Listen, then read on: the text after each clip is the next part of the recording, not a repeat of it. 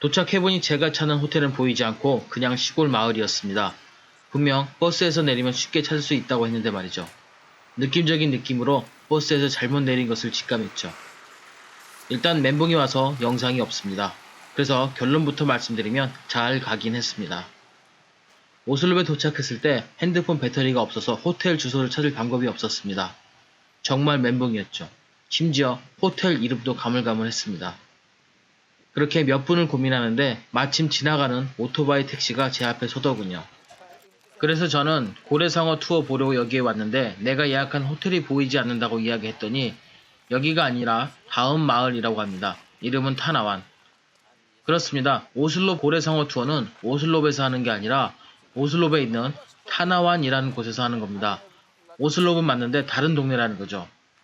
아무튼 저는 이 오토바이를 타고 10km 떨어진 타나완이라는 곳으로 갑니다. 새벽에 오토바이 타고 달리는데 기분이 너무 좋았습니다. 한국에서 보기 힘든 큰 별들이 떠 있고요. 시원한 바람을 맞으며 달리는 기분이 정말 최고더군요. 오토바이를 타고 싶으시면 한 정거장 먼저 내리셔도 됩니다. 그리고 중요한 정보는 꼭 종이에 적어 갖고 계셔야 합니다.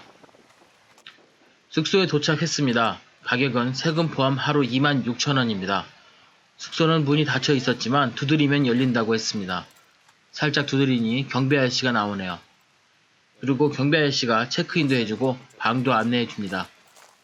여기에 머물면서 휴식을 취하는 용도로 예약한 게 아니기 때문에 최대한 고래상어 관광지랑 가까우면 됐습니다. 잠 조금 자고 옷만 갈아입고 샤워만 할 수 있으면 그 역할은 충분하니까요. 가격이 말해주듯 멋진 호텔이나 리조트와는 거리가 있지만 침대도 있고 화장실도 있고 샤워도 할 수 있으니 필요한 게 더 있겠습니까? 그런데 아침 풍경이 엄청나네요. 숙소 앞에 오슬롭 고래상어 투어하는 곳이 보이니까요. 솔직히 며칠 묵으려도 묵을 수 있을 것 같습니다. 바닷가가 이렇게 잘 보이는데 가격도 너무 저렴하니까요. 고래상어 보는 곳은 호텔에서 10분도 안 걸리더군요. 신나는 기분으로 걸어갑니다. 벌써 관광객들이 많이 모였더라고요. 도착해 사람들 모여있는 건물로 들어서니 이름 쓰라고 해서 이름 쓰고 입장료도 냅니다. 이용요금은 내국인과 저희 같은 외국인이 다릅니다. 외국인은 1,500페소, 우리 돈 3만원 정도입니다. 이 가격에는 스노클 장비, 렌탈도 포함된 금액입니다. 오슬롭 고래상어 투어가 3만원밖에 안 돼서 많이 놀라셨죠? 심지어 추가 요금도 없습니다. 세부시티에서 오슬롭 고래상어 구경하고 다시 돌아가는 금액이 4만원 정도면 됩니다. 우리나라 카페나 블로그에서 판매되는 고래상어 상품 가격 알아보신 분들은 깜짝 놀라시겠죠? 나중에 이러한 내용의 동영상은 따로 만들어 올리겠습니다. 이제 자리에 앉아 오리엔테이션을 듣습니다. 하지 말아야 할 것들을 알려주는 것 같습니다. 당연히 만지면 안 되고 선크림 같은 거 바르면 안 되고 만약 그러면 벌금 낸다고 하는 것 같습니다. 그리고 한국말로 된 안내물도 주니까 전혀 문제가 없네요. 오리엔테이션을 마치고 번호를 받고 제 순서가 올 때까지 기다리면 됩니다. 그리고 30분 정도 기다렸는데 왠지 시간이 빨리 간 것 같습니다. 더 기다릴 수도 있습니다. 우리 차례가 돼 구명조끼와 스노클 장비를 빌려봤습니다. 오리발은 포함되어 있지 않습니다. 저는 개인적으로 따로 가져갔습니다. 그리고 작은 배에 올라타 5분 정도만 이동하면 됩니다. 배는 스태프들이 노를 저어서 이동합니다. 잠시 뒤 드디어 고래상어를 만납니다. 수면 위에 저 까만 게 고래상어입니다.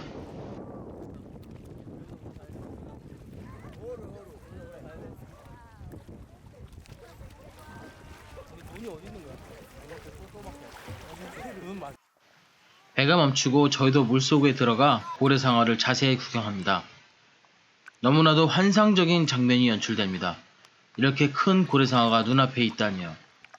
너무 환상적이라 뭐라 표현도 안 됩니다. 이렇게 화면으로 보면 그렇게 커 보이지 않는데 실제로 보면 엄청 큽니다. 고래상어가 이렇게 사람들이 구경할 수 있게 꾸준히 등장하는 곳은 세계에서 이곳이 유일하다고 합니다. 언제 고래상어 마음이 바뀌어 안 올 수도 있으니까 세부 여행 계획이시라면 꼭 스케줄에 넣으시길 추천드립니다. 그리고 여기 노젓는 분들이 사진도 찍어주니까요. 부끄러워 마시고 카메라 건네세요. 그럼 알아서 찍어줍니다. 그리고 저는 오리발을 물속에 빠뜨렸는데 스킨스쿠버 하시는 분이 가져다 주셨습니다. 정말 감사했습니다. 고래상어 투어는 30분인데 시간이 참 빨리 가네요. 그래도 너무 환상적이었습니다. 마치고 올라오면 대충 샤워를 할 수 있는 곳이 있습니다. 그런데 아까 전에 나왔는데 지금은 샤워물이 안 나오네요. 조금 기다리면 나온답니다. 저희는 숙소가 근처라 그냥 숙소 가서 샤워를 했습니다. 샤워를 하고 숙소에서 환전을 합니다. 환율은 1달러에 49페소라네요. 공항보다 1페소 더 줍니다. 그리고 근처에서 현지식으로 밥을 먹습니다. 밥 따로 반찬 따로 구매해서 먹는 건데요. 보통 밥은 10페소, 반찬은 30에서 40페소입니다. 대충 먹을만 합니다. 둘이서 밥 추가해서 충분히 먹고 반찬도 여러 개 시켜서 먹는데도 4,000원이 안 나오네요. 더 좋은 식당 가고 싶어도 이 근처에 뭐 없습니다. 딱 이 정도입니다. 밥 먹고 숙소로 돌아가는데 모르는 아저씨가 친구라고 부르더니 깎아준다고 코코넛 먹으라고 합니다. 원래 50페소인데 친구니까 40페소에 준답니다. 우리 돈 800원이네요. 저분이 사람 잘못 보셨나봐요. 저희는 저분 모르거든요. 그리고 카와산 폭포로 이동합니다. 카와산 캐녀닝도 오슬로 고래상어 투어만큼 세계적으로 유명합니다. 해본 사람들이 세부는 카와산 캐녀닝만 하러 와도 의미가 있다고 하더라고요. 오슬롭에서 카와산 폭포로 이동하는 건 몇 가지 방법이 있습니다. 아니, 한 가지 방법이죠. 차 타고 이동하는 거. 차량은 종류마다 가격이 다 다른데요. 보통 밴과 세단이 비싸고 트럭은 조금 싸고 오토바이를 개조한 트라이시클은 아주 쌉니다. 그런데 여기서 카와산 폭포까지 약 70km나 됩니다. 오토바이나 트럭을 타고 가는 건 정신과 육체적으로 별로 좋은 선택이 아닌 것 같네요. 그래서 저희는 밴을 타는데 조금이라도 아껴보려고 베트남에서 여행 온 친구들이랑 같이 가기로 했습니다. 물론 처음 보는 사람들입니다. 하지만 자유여행 관광객끼리 차를 함께 타고 가는 건 너무나 자연스러운 일입니다. 목적지는 먼저 카와산에 저희를 내려주시고 기사분은 저희가 캐녀닝 할 동안 기다리셨다가 저희가 오면 모알보알에 예약한 호텔까지 데려다 주시는데 3,000페소, 우리 돈은 6만원이죠. 이걸 4사람이 나눠서 가니까 인당 15,000원 꼴입니다. 개꿀이죠. 그리고 기사님한테 카와산 캐녀닝 한다고 하면 알아서 현지 여행사로 데려다 주실 겁니다. 아마 커미션 받으시겠죠. 그래도 상관없습니다. 가격만 맞으면 되니까요. 이분들도 먹고 살아야죠. 밴을 타고 가면서 보는 풍경 또한 너무 아름답습니다. 어릴 적부터 도시에 살아서 그런지 언젠가 해변가 마을에서 살아보고 싶었는데요. 로또 맞으면 꼭 세부 바닷가 근처에 집 하나 렌트해서 몇 달이라도 살아보고 싶네요. 너무 한적하고 아름답더군요. 약 2시간 정도 달리니까 카와산 캐녀닝 하는 곳으로 도착했습니다. 도착한 곳은 현지 여행사인데요. 카와산 캐녀닝 하는 곳 근처에 오면 이렇게 현지 여행사들이 많습니다. 가격은 식사 포함해서 1,500페소, 우리 돈으로 3만원 정도 합니다. 보통 캐녀닝 끝나고 밥을 먹는데 저희는 배가 고파서 밥 먼저 달라고 했습니다. 밥은 현지식으로 주더군요. 밥 한 공기, 닭다리와 새우, 그리고 망고. 물론 저는 밥이랑 닭다리를 추가해서 먹었습니다. 기사님과 식사를 함께 했는데 왜 손으로 드실까요? 저도 손으로 먹어볼 걸 그랬습니다. 맛있게 밥 먹고 캐녀닝으로 출발 전 구명조끼를 입고 오토바이 타려고 폼 잡고 있는데 먼저 다녀온 서양 친구들이 도착했네요. 재밌었냐고 물어보니까 엄청 재밌었답니다. 그래서 더욱 기대가 되더군요. 드디어 저희도 출발합니다. 저는 오토바이 뒤에만 타도 재밌더라고요. 가다가 오토바이가 힘든지 콜라도 2병 마시고 갑니다. 한참 올라가서 또 이름 쓰라고 해서 또 씁니다. 가다 보니 비포장 도로가 나옵니다. 몰랐는데 제 친구는 오프로드 라이딩을 너무 좋아하더군요. 거의 도착했습니다. 이제 걸어가는데요. 그렇게 오래 걷진 않습니다. 숲속에 흐르는 물을 보니까 정말 기분 좋더라고요. 빨리 물로 뛰어들고 싶었습니다. 그리고 만난 첫 번째 점프. 헉 소리가 절로 나오더군요. 높이는 13m. 먼저 온 친구들도 못 뛰고 기합만 넣고 있더군요. 그거 기다리다가 못 뛸 것 같아서 먼저 뛰어도 되겠냐고 물어봤더니 흔쾌히 양보해 주더군요. 아무튼 양보 받았으니 빨리 뛰어야 되지 않겠습니까? 좀 무서웠는데 쪽팔려서 뛰었습니다. 대박 짜릿합니다. 실제 뛰어내려가는데 2초밖에 안 걸린 것 같은데 정말 한참 떨어지는 느낌이었습니다. 죽음을 앞두고 주마등처럼 옛 생각이 난다고 하잖아요. 그거 사실인 것 같더라고요. 떨어지면서 많은 생각이 들더군요. 왜 이렇게 도착을 안 하지라는 생각도 들고 뭔가 잘못된 것 같은 느낌도 들고 진짜 너무 재밌었습니다. 그리고 저는 한 번 더 뛰었습니다. 다시 뛰어도 무서운 건 마찬가지더라고요. 그리고 다음 코스로 이동합니다. 저희가 간 날은 물이 말라서 수심이 많이 낮아졌다고 하네요. 그래서 모든 점프를 뛰지 못했지만 돈 아깝다는 생각이 전혀 안 들더라고요. 옥색의 시원한 계곡이 계속 이어져 있어서 물자구 치고 놀기만 해도 너무 좋았습니다. 중간에 다른 점프하는 곳에 도착했는데 물이 부족해서인지 임시 정지를 시켜놨더군요. 아쉽지도 않았습니다. 거기는 무려 15m거든요. 만약 뛸 수 있었더라도 고민 많이 했을 것 같더라고요. 가다가 6m짜리 점프도 한 번 더 하고 계속 물놀이 하면서 천천히 밑으로 내려갑니다. 그리고 최종 목적지는 카와산 폭포, 여기가 마지막인 것 같더라고요.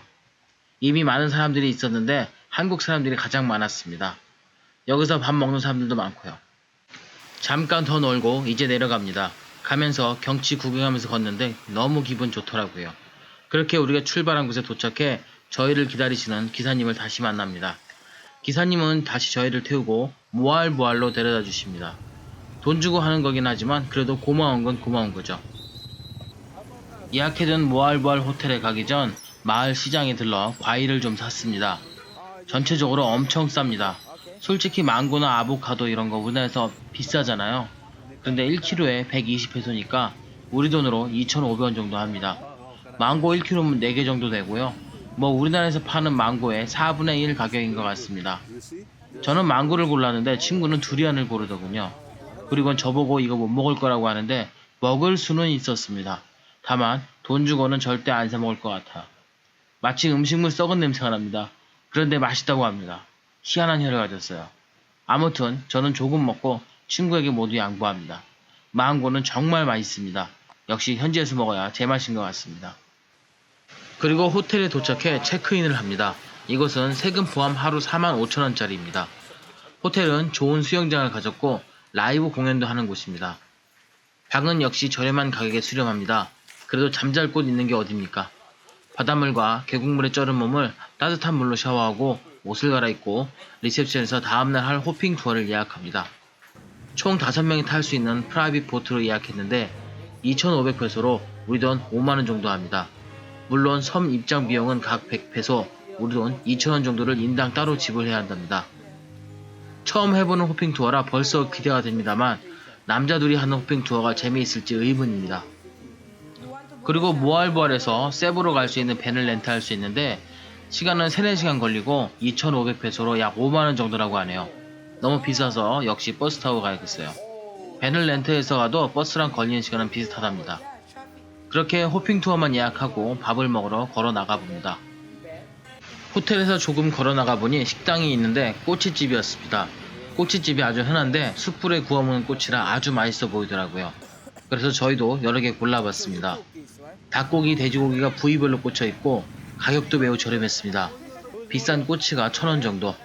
1,000원이면 우리나라 편의점에서 파는 간단한 튀김 꼬치랑 비슷한 가격인데 퀄리티는 아주 훌륭하죠. 현지 손님도 많이 오더라고요. 저희 꼬치를 이렇게 양념도 바르고 숯불에 잘 구워줍니다. 저희는 밥도 시켜서 꼬치를 함께 먹었습니다. 힘없는 밥이라 적응이 필요하긴 했지만 양념 부은 꼬치가 너무 맛이 있었습니다. 둘이 맛있게 먹고 우리 돈으로 5,000원 정도 냈습니다. 밥 잘 먹고 친구와 동네 구경한다며 목적지 없이 걷다 보니 한 골목이 보였습니다. 오늘 할 일이 다 끝났는데 남자 둘이 뭐 해야겠습니까? 친구랑 저는 큰 기대를 하고 좀 어둡고 음산한 이 골목으로 들어가 봅니다. Hello. I'm here to having a